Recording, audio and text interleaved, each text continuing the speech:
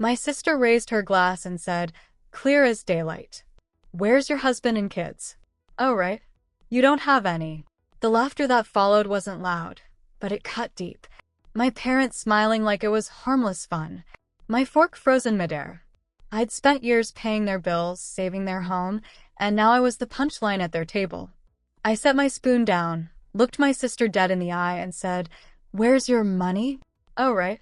I've been supporting you until today. The room fell silent, but that silence didn't end the night. It started everything that came after.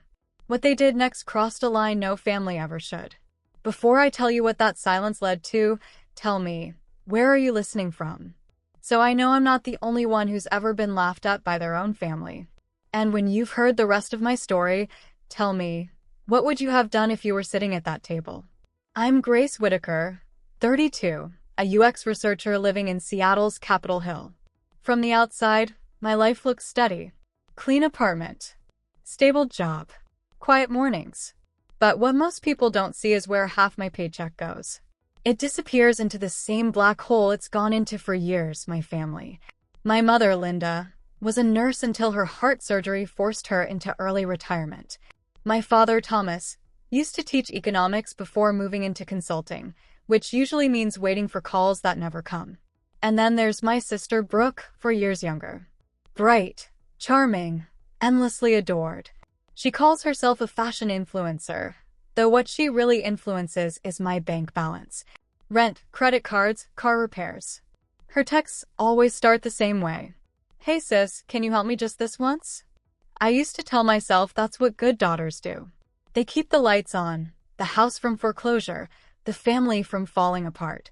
I thought that if I just kept giving, one day they'd see me as more than their backup plan. Every Sunday, I drive an hour south to Tacoma for family dinner. My mother insists it's tradition. Roast chicken, mashed potatoes, something sweet at the end. The house still smells the same, like coffee and old wood polish. The photos on the wall are the same too. Brooke in a white dress at her high school pageant. Dad shaking hands with someone important. Mom smiling in a hospital uniform. There isn't one photo of me alone. I'm always standing at the edge, half cropped out, the reliable one who showed up late because she had to finish work first. I don't complain. I bring wine. I help clean up. I ask about their week. They talk about Brooke's latest partnership, about Dad's potential client, about Mom's pills being too expensive. When the meal ends, Dad pats my shoulder like a colleague, not a daughter, and says, thanks for keeping things steady. Some nights on the drive back to Seattle, I tell myself, this is just how families are. Messy, imperfect, needy. Other nights, I grip the steering wheel so tight my knuckles ache. Because deep down, I know it's not love that keeps me paying their bills. It's guilt, the kind they raised me on. That's why I didn't see the dinner last Sunday coming. I thought it would be like every other one. Small talk, tension hidden under polite smiles. But that night the air felt different, thick with something sharp and waiting. The kind of tension that makes even the silverware sound loud. That Sunday the table looked the same as always. Chicken steaming in the center, a basket of rolls, wine glasses catching the amber light. But the warmth felt wrong, stretched too thin. My mother talked about Brooke's latest fashion event, how she'd been invited to a designer party in downtown Seattle. My father added something about great exposure and how proud we should be. I smiled, said all the right words, but my chest felt tight. Exposure didn't pay rent. Pride didn't erase the thousands I'd wired to keep her credit score alive. Brooke leaned back in her chair, phone in hand, scrolling as she half listened. Her laughter, sharp, dismissive, broke through my silence. You know, Grace, you should come to one of those events. Maybe you'd finally meet someone. She looked up with that grin that never reached her eyes. Where's your husband and kids anyway? Oh, right. You don't have any. For a heartbeat, no one moved. Then Mom laughed. Soft, high-pitched, the kind she used when she wanted to smooth things over. But this time it carried something else. Agreement. Dad chuckled too, shaking his head. Don't tease your sister, he said lightly. But there was a smirk tugging at the corner of his mouth. I felt the world narrow. The smell of roasted garlic, the ticking wall clock, the clink of silverware. They all blurred into a hum. I'd worked every holiday, skipped vacations, paid their debts. And this was what they saw when they looked at me. Someone incomplete. A woman defined by what she didn't have. Brooke swirled her wine, eyes glinting. I mean, you're doing fine, right? That tech job of yours. What is it you do again? Screens and surveys. Her tone was sugary cruel. I just think you'd be happier if you had a life outside spreadsheets. My hand tightened around the spoon. I could feel the heat rising from my neck to my ears. For years, I let it slide. The jokes, the digs, the quiet expectations. But something broke then. Something small but irreversible. I set my spoon down and looked straight at her. My voice came out calm, almost too calm. Where's your money, Brooke? I asked. Oh, right. I've been supporting you until today. The words hung in the air like shattered glass. The laughter stopped. My mother's hand froze halfway to her mouth.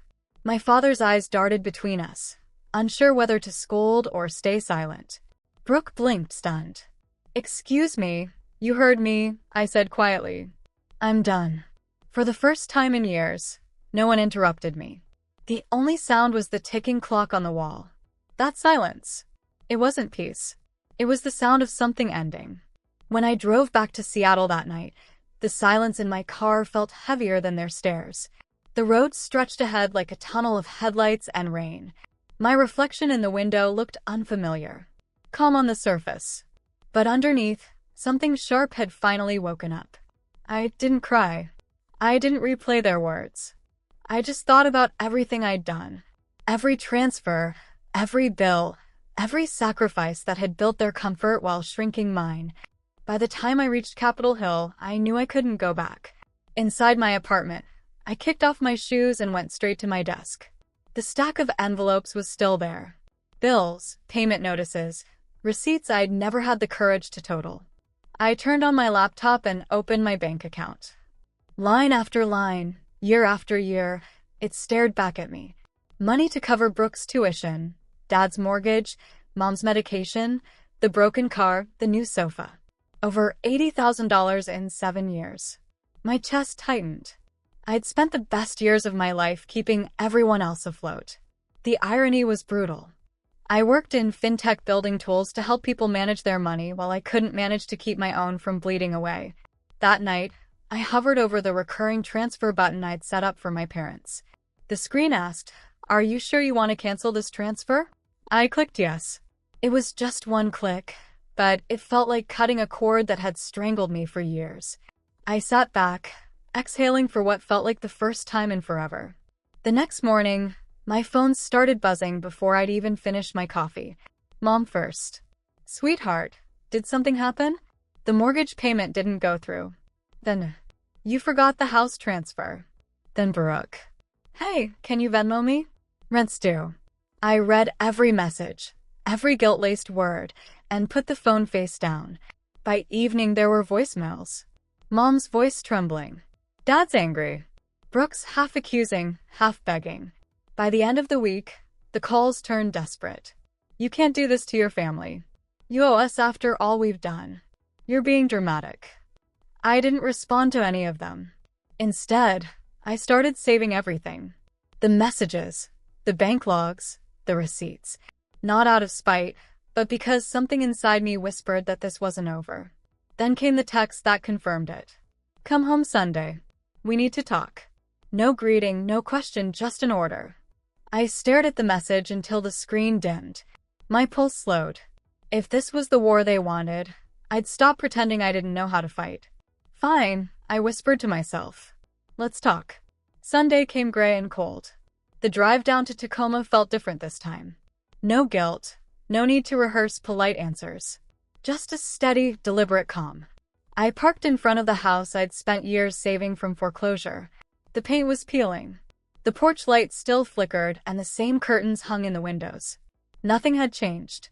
And yet, everything had. When I stepped inside, the air felt heavy with tension and coffee.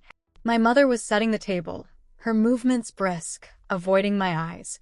My father sat at the head of the table like a judge, hands clasped. Brooke leaned against the counter, scrolling her phone, pretending not to care. Grace, my mother said without looking up. We can't live like this. The mortgage, the bills. You know how hard it is for us. I hung my coat over the chair. I know. I've known for 7 years. Dad's tone was sharp. Don't start. This family depends on you and you've always helped. Why stop now? I met his eyes. Because it's not help if it's expected. That's called obligation. Mom dropped the napkin she was folding. You're being cruel. No, I said quietly. I'm being honest. Brooke snorted, still looking at her phone. Well, someone's found their backbone. Congratulations, sis. I turned toward her. You know what's funny? You mock me for not having a husband or kids, but you've lived off me like I'm your second parent. Her head jerked up. Excuse me. Mom jumped in, flustered. Enough, both of you. Brooke's still finding her footing. You can't expect her to be as responsible as you. My laugh came out dry. That's exactly the problem. You never expected her to be. Dad slammed his hand on the table, the sound sharp as glass. Watch your tone. We're your parents. Show some respect. I met his glare, steady and calm. Respect is earned, not demanded. He rose slightly, as if to intimidate me, but I didn't move. For a moment, no one spoke. The tension was so thick it felt like the air itself could shatter. Then Brooke spoke again, her voice dripping with venom. You think you're so much better because you make a little money. Please, without us, you'd have no one. I took a breath. That's the difference, Brooke. You need people to define you. I don't. Her face twisted. You're pathetic. You'll die alone with your spreadsheets. I smiled faintly. Maybe, but at least I'll die debt-free. Mom gasped. Dad muttered something under his breath, and Brooke stormed toward me. You selfish. Before she could finish, I reached into my bag and pulled out a thick folder. The sound of paper hitting the table snapped her words in half. What's that? Dad demanded. Records, I said. Every payment I've made for this family since I started working. Over $84,000. Tuition, mortgage, credit cards, repairs, even the new couch you're sitting on. Brooke rolled her eyes. You're keeping score now. No, I said evenly. I'm keeping proof. Mom's voice shook. Grace, that's not necessary. It is, I cut in. Because what happened after that dinner last week wasn't just a misunderstanding. Dad frowned. What are you talking about? I slid another sheet toward him, a printed notice with his signature. This. The home equity loan you took out using my name. He stared, color draining from his face. That's ridiculous. Really? The bank disagrees. I pulled out another page stamped with an official seal. Forgery, identity theft, elder fraud, depending on how far I decide to go. Brooke froze, her eyes darting between us. You called the bank. I didn't just call, I said. I hired a lawyer, Rachel Tran. She's handling the case. Mom's hand flew to her chest. You brought in an outsider to turn against your own family. I looked at her steady. You stopped being my family when you used me like a wallet. You crossed a line when you signed my name. Dad leaned forward, voice low. You think you can threaten us? I didn't flinch. Not a threat, a timeline. You have 30 days to remove my name from every account and repay what you owe. If you don't, Rachel will file. The room went dead silent. The ticking clock on the wall sounded louder than ever. Brooke whispered, You wouldn't. Try me. For a long moment, no one spoke. Then Mom's tears began. Soft, practiced. Sweetheart, we only did it to protect the house. You know your father's been struggling. We thought that I'd clean it up again, I said. You didn't think. You counted on it. Dad's face hardened. We're your parents. And I was your insurance policy, I replied. Not anymore. Brooke sank into her chair, eyes glassy. You're ruining us. I gathered the folder back into my arms. No, Brooke. I'm saving myself. As I turned toward the door, Mom's voice cracked behind me. Grace, please. We can fix this together. I paused at the doorway. I spent years fixing things you broke. This time you'll fix it yourselves. Outside, the sky had turned the color of steel. I walked down the steps slowly, the cold air biting at my cheeks. Through the window, I could still see them. Mom crying. Dad pacing. Brooke staring blankly. For once, I didn't feel guilty. I felt free. 2 weeks later, Rachel called. "The investigation's complete," she said. "The bank confirmed the forgery. Your name's cleared. You're no longer liable for any of their debt." For a second, I couldn't speak. Years of pressure dissolved in one breath. "So it's really over." Rachel's voice softened. "Legally, yes. Emotionally, that's up to you." When I hung up, I stood by my apartment window, watching the city lights shimmer on the water. I thought about everything I'd lost trying to earn their love, and how letting go might be the only way to find peace. That night, I opened a bottle of wine I'd been saving, for no reason.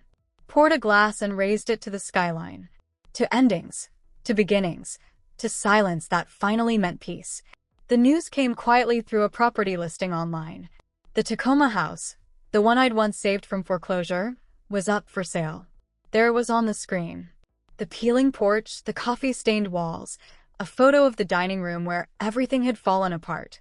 A red tag at the bottom read "for sale." I didn't feel triumph, only inevitability. When you build a life on someone else's sacrifices, it always collapses eventually. A week later, Mom sent a message. "One last dinner before we leave the house. Please come." I hesitated, then went. Not out of guilt, out of closure. When I arrived, the rooms were stripped bare, boxes stacked high, the smell of dust replacing Sunday roast. My father looked older, his voice quieter. Brooke sat silently, phone face down for once. We ate without small talk, without pretending. Afterward, I finally spoke. "I'm not cutting you out of my life," I said. "But I won't be your safety net anymore. If you fall, you get back up on your own." No one argued. For the first time, silence didn't feel like war. It felt like understanding. When I left, I paused at the doorway and looked back. The house that had held so many years of resentment seemed smaller now, almost fragile. Driving back to Seattle, I rolled down the window. The wind was cold, sharp, and clean. I thought of all the things I'd finally made room for. My own savings, my own peace, my own future. In the weeks that followed, I focused on work, took a promotion, and signed up for a night course I'd been putting off. My life was no longer divided into what they needed and what was left of me. It was mine again. Sometimes I still think about that night. The laughter, the silence, the line I finally drew. For years, I thought love meant sacrifice, that being the good daughter meant carrying everyone else. But real love doesn't drain you. It doesn't demand your peace as proof. Now, when I sit in my Seattle apartment and see the sun slide over the skyline, I don't feel bitterness, just calm. I learned that saying no isn't cruelty. It's self-respect.